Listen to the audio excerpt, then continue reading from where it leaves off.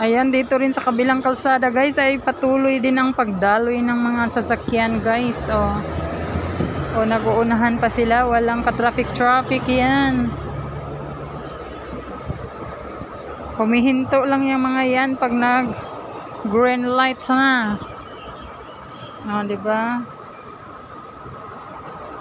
Kaya masarap magbiyahe dito sa Singapore kasi walang traffic.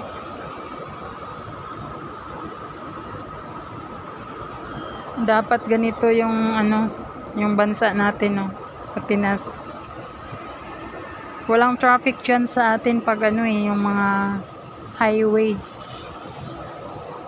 papunta sa mga probinsya, pero pag nasa Metro Manila, nako po, sasakit yung puwet mo sa kakaupo. Grabing traffic. Minsan abutin ka ng 1 hour na sa saan ba yan, Pasay? 1 hour yung traffic. Ayan, namihinto lang sila kasi green light, diba? Bagong buildings na naman to guys. O, tinayo. Kailan lang yan? Ngayon ang matapos na. Buildings na yan. Ang taas din. Sobrang taas ng building. Opisina din yata yan. Tapos may shopping mall sa baba. Wow. Sana matapos na yan hanggang December. Kasi uwi na ako December. Mukhang ganda. Ang ganda nga niya. Bagong building. Tatawid lang. Tapos papunta ka na dyan. Wow. Nilamangan nila yung dito. Opisina nga talaga yan.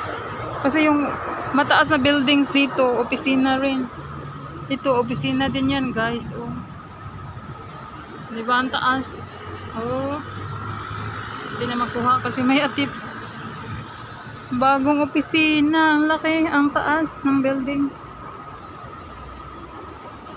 Dati yan bakanting lote lang yan dyan. Tapos meron pa doong bakanting lote. Tapos doon malapit sa amin may bakanting lote. Ngayon tinatayuan na naman nila ng It's Davy Building. Kaya sobrang dami nang nakatira sa Singapore, kahit sabihin nilang napakaliit na bansa itong Singapore guys, pero napakadaming tao. Daming tao guys nakatira. Yan guys, malapit na ako sa McDonald's. Salamat ulit sa panonood. God bless. Bye bye guys.